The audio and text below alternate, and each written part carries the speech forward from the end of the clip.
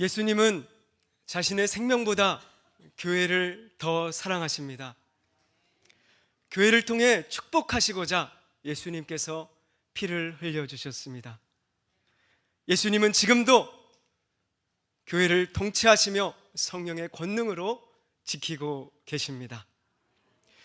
그래서 예수님은 이 땅의 교회에 엄청난 권세를 주신 줄 믿습니다.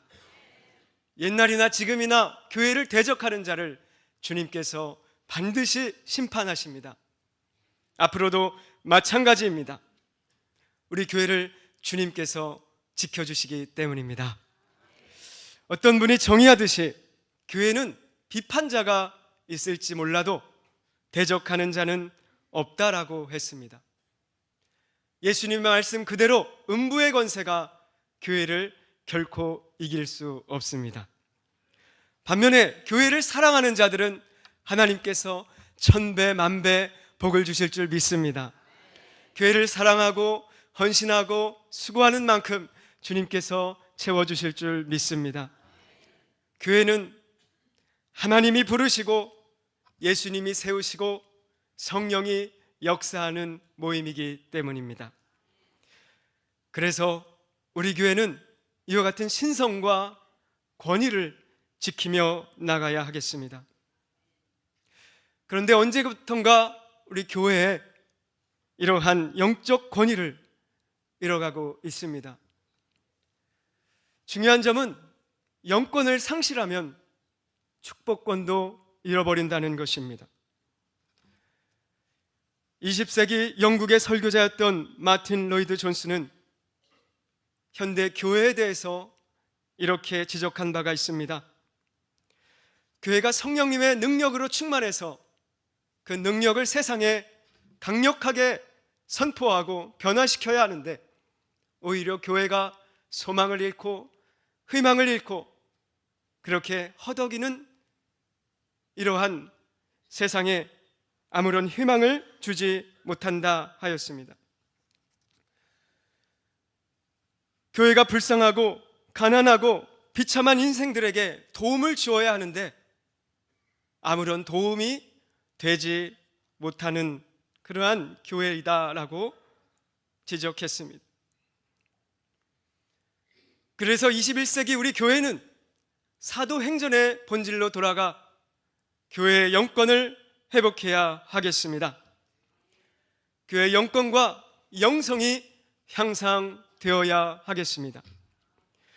우리 성도님들의 영성이 향상될수록 우리 교회의 영권이 높아질 줄 믿습니다. 영적 권세가 높아질수록 우리 교회의 축복의 시대가 펼쳐질 줄 믿습니다.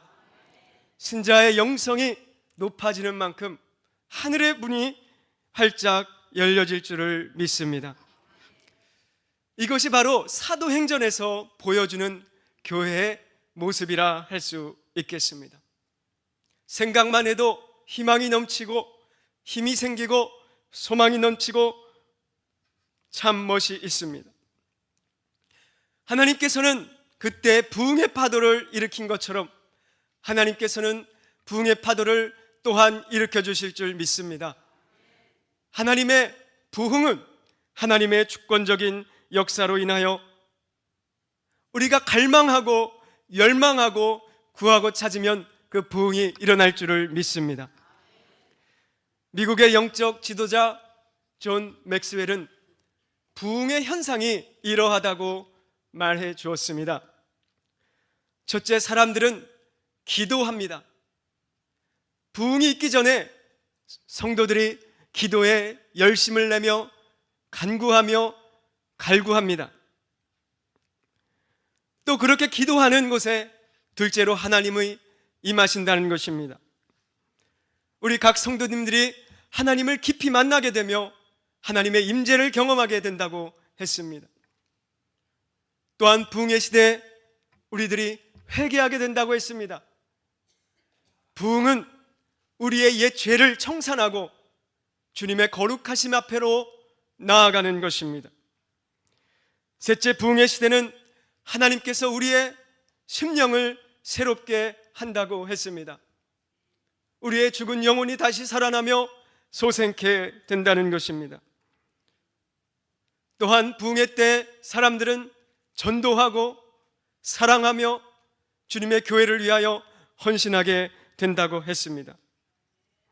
또한 부흥회 때에는 하나님께서 사람들을 훈련시키며 연단하시며 능력을 주시며 세상을 변화시키며 아멘 할 때까지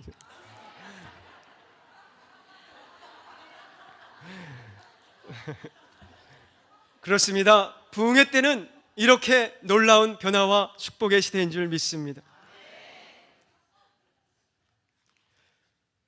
그런데 사도행전에 예루살렘 교회 두 부부가 죽었습니다. 만약 우리 교회에 예배를 드리는 중에 설교하는 중에 전화벨이 울리면 어떻게 되겠습니까?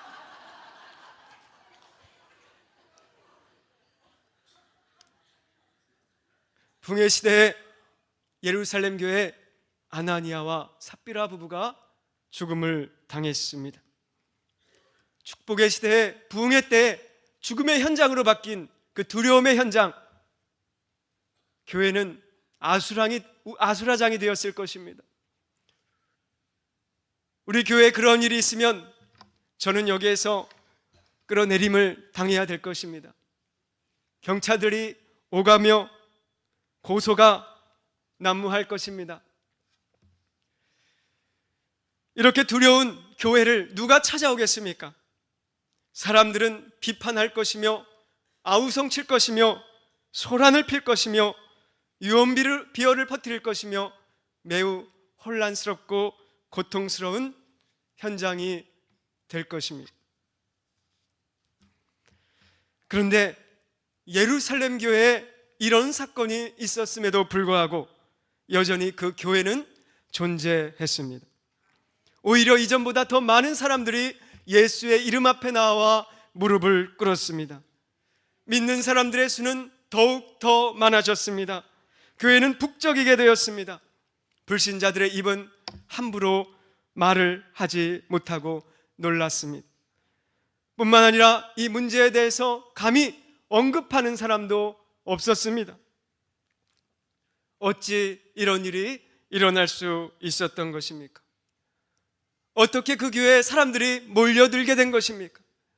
어떻게 그 교회의 부흥의 불이 꺼지지 않고 죽음의 시간에, 두려운 시간에 두려워하지 않을 수 있었습니까? 사도들의 능력 때문입니까? 그들이 설교를 잘해서입니까?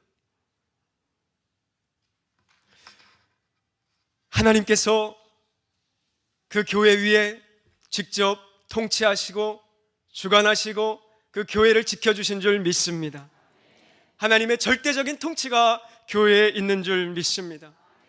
하나님께서 성령을 통하여 교회의 모든 일들을 이루어 가시는 줄 믿습니다. 성령님은 오직 예수의 이름으로 우리 가운데 운행하시는 줄 믿습니다. 베드로의 말 한마디로 두 사람이 죽었다고 한다면 교회는 어떻게 되었을까요? 베드로는 핍박을 받고 또 무서운 공격으로 인하여 도망 다녀야 했을 것입니다. 그러나 분명 그 두 부부는 베드로의 말끝으로 죽음을 당했습니다. 하지만 그 죽음은 베드로의 말 때문이 아닙니다.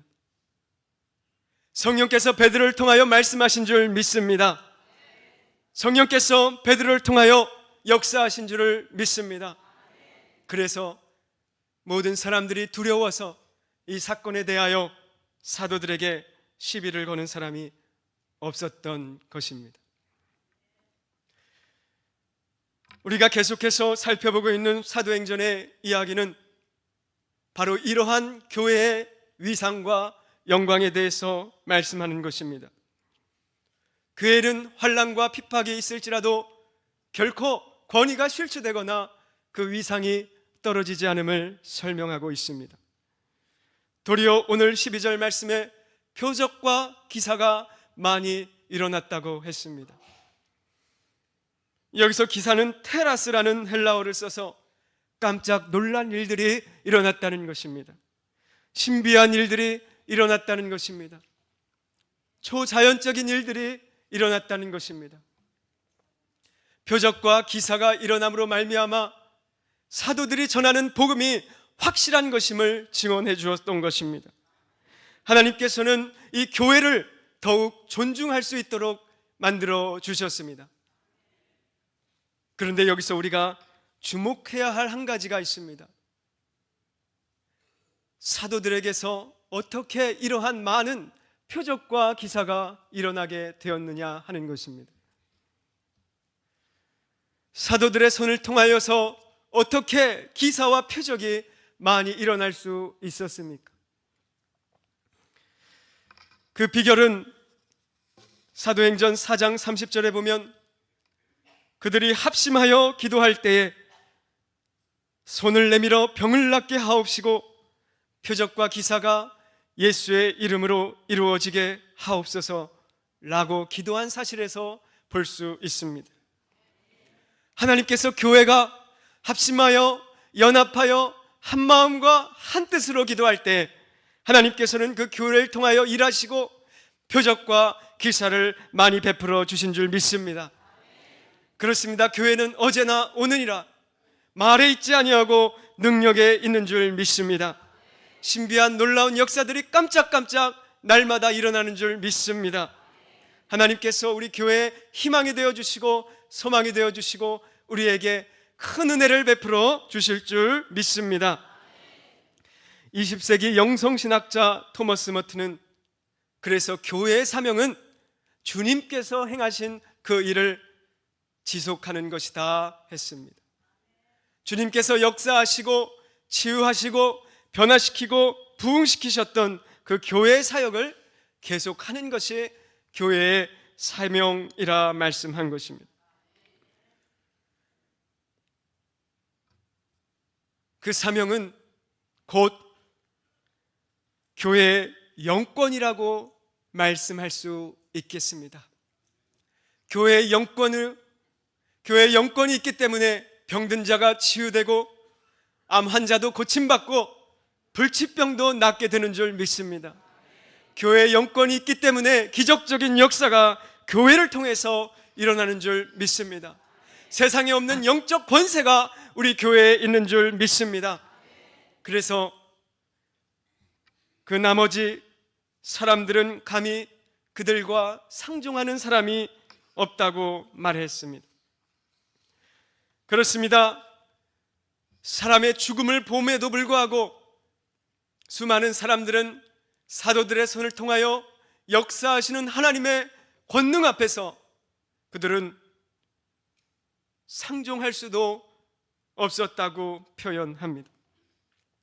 성령께서 일하심으로 말미암아 그들은 하나님 앞에 거룩한 두려움을 가지게 되었습니다. 하나님께서 믿음의 위선자를 심판하시자 교회를 거룩하게 하신 하나님의 그 거룩하심 앞에 두려워 떨 수밖에 없었습니다. 또한 믿는 자들은 그들의 구원에 대한 두려움을 가지게 되었습니다. 사도들의 손을 주목하기 시작했습니다. 사도들의 손을 기대하기 시작했습니다. 왜냐하면 성령께서 사도들의 손을 통하여 성령의 손이 되게 하시고 그들의 사역을 책임져 주셨기 때문입니다. 믿고 주께로 나아오는 자가 더 많으니 남녀의 큰 무리더라. 하나님께서 교회의 축복을 보장해 주셨습니다. 예수 그리스도의 이름을 부르는 사람들을 불러주셨습니다. 믿고 순종하는 자를 통하여 역사해 주셨습니다. 하나님께서 그들을 존귀하게 해주셨습니다. 오늘 말씀 15절에 보면 심지어 병든 사람을 메고 거리에 나가 침대와 요 위에 누이고 베드로가 지날 때에 혹 그의 그림자라도 누구에게 덮일까 바라고 그들은 사람들의 그림자만이라도 환자들에게 덮이기를 사도들의 그림자만이라도 덮이기를 원했던 것입니다. 이것은 그들의 권능이 탁월함을 보여준다고 할 수 있습니다.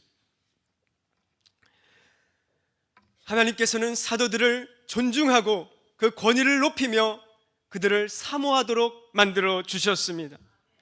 사람들은 사도들의 존귀하게 하시고 그 권능을 믿고 또한 의지하게 하였던 것입니다.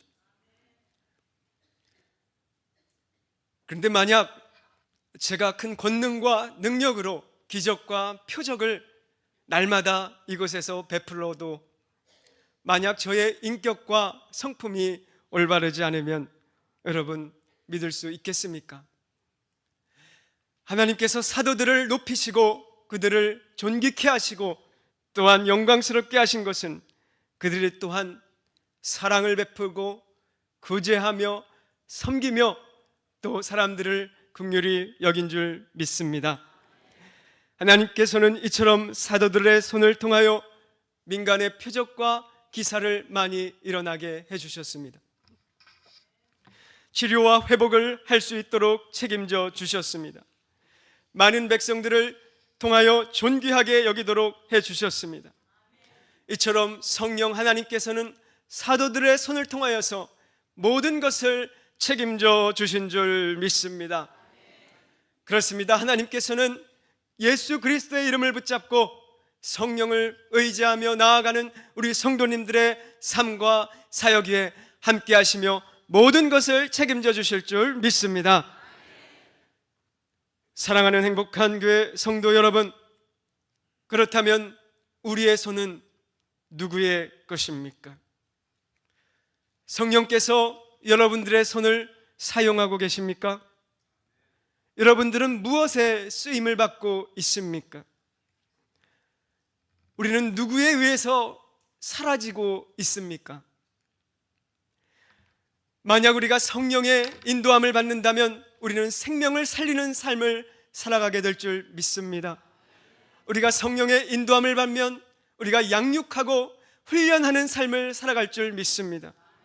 왜냐하면 하나님께서는 생명을 살리고 우리 교회를 통하여 성도를 살리고 또 양육하고 또 풍성케 하고 훈련시키고 하나님 세워가는 일을 하시기 때문입니다. 우리가 성령의 쓰임받는 손이 된다면 우리는 기적의 사람이 될 줄 믿습니다.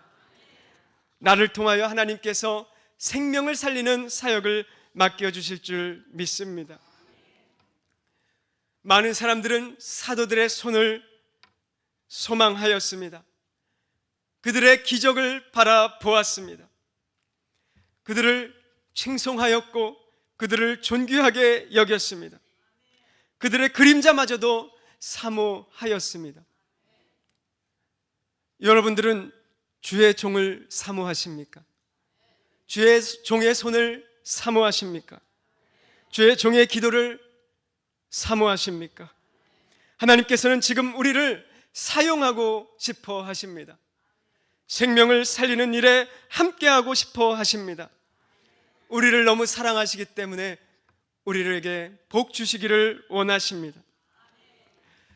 여러분들은 우리 교회가 많은 표적과 기사가 일어나는 놀라운 교회가 되기를 원하십니까? 그렇다면 우리가 한 마음으로 합심하여 한 뜻으로 함께 기도하며 나아갑시다. 더 이상 교회의 분쟁이 없게 합시다. 예수님을 한 믿음으로 바라보며 같은 뜻으로 믿음과 소망과 사랑으로 나아갑시다. 이것이 바로 주님의 약속인 줄을 믿습니다. 마태복음 18장 19절에 보면 진실로 다시 너희에게 이르노니 너희 중에 두 사람이 이 땅에서 합심하여 무엇이든지 구하면 하늘에 계신 내 아버지께서 저희를 위하여 이루게 하시리라 말씀하셨습니다. 우리가 교회를 위해서 이 교회의 풍성한 생명이 나타나게 하기 위해서 우리는 주님의 말씀 안에서 한 마음과 한 뜻으로 기도에 열심해야 하겠습니다. 연합하여 기도합시다. 주님께서 신속하게 응답해 주실 줄 믿습니다. 주님께서 우리 교회를 살아 역사하는 생명력 있는 그런 교회 되게 해주실 줄 믿습니다. 내 자신을 살펴보십시오. 내가 주님께 어떻게 쓰임을 받고 있는지 살펴보시기 바랍니다. 어떻게 하면 내가 성령의 쓰임받는 사람이 될 수 있습니까? 먼저 우리가 주님의 나라와 주님의 뜻이 이 땅 가운데 이루어지기를 소망하며 내가 주님의 백성임을 잊지 마시기 바랍니다. 날마다 성령님과 대화하며 성령님과 함께 걸어가며 기도하며 주님께서 지혜를 주실 줄 믿습니다. 우리의 손이 그렇게 성령의 손이 되어 쓰임받게 해주실 줄 믿습니다. 하나님께서는 성령을 통하여 나아가는 우리 교회를 통하여 하나님께서는 모든 것을 책임져 주실 줄 믿습니다. 우리 각자 성도들에게 존귀한 삶, 영광스러운 삶 하나님께서 책임져 주실 줄 믿습니다. 오늘 사도들이 환난과 핍박과 여러 가지 어려움 속에서도 성령의 손을 붙잡고 연합하여 기도할 때에 주님께서 그 교회를 통하여 역사하시고 생명이 풍성한 교회로 만들어주신 걸 잊지 마십시오. 하나님께서 우리를 통하여 존귀한 일을 감당하게 해주실 줄 믿습니다. 여러분, 오늘 교회에 무엇을 보기 위하여 나오셨습니까? 여러분, 오늘 교회에 무엇을 듣기 위하여 오셨습니까? 이 세상 밖으로 나아가면 죽는 일, 슬픈 일, 아픈 일, 실패, 고통, 좌절이 참 많이 있습니다. 그러나 우리가 교회에 나오면 하나님께서 책임져 주시고 하나님께서 보장해 주시고 하나님께서 예비해 주시고 하나님께서 인도해 주신 놀라운 표적과 기사를 통하여 성령의 생명의 역사를 이루어 가시는 줄 믿습니다. 우리가 연합하여 기도하고 합심하여 기도할 때 주님께서 우리의 손을 붙잡아 주실 줄 믿습니다. 성령께서는 오늘도 이 시간 우리의 심령에 하나님의 놀라운 기적의 능력을 부어주시는 줄 믿습니다. 오늘도 이 시간 하나님의 영으로 우리와 함께 하시며 우리의 생명을 소생시켜 주시는 줄을 믿습니다. 여러분, 그러한 일들을 감당하기를 원하십니까? 하나님의 손이 되어 생명을 살리는 선한 일에 감당하고 쓰임받고 싶으십니까? 우리 함께 합심하여 기도하며 나아갑시다. 우리 함께 마음을 합하여 함께 간구합시다. 우리 함께 모이기에 힘쓰며 우리 교회를 위하여 기도합시다. 우리 교회를 찾아오는 모든 사람들이 주의 생명을 얻게 합시다. 늘 성령과 함께 대화하며 늘 성령과 함께 걸어가며 늘 성령의 생명의 능력의 역사에 함께 동참하는 우리 행복한 교회 모든 성도님들 되시기를 축복합니다.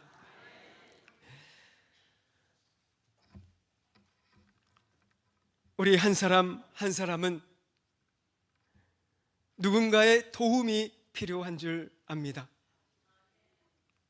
지나고 돌아본 모든 우리의 인생길, 하나님의 도움이 없이는 우리가 지금 이 자리에 없는 것입니다.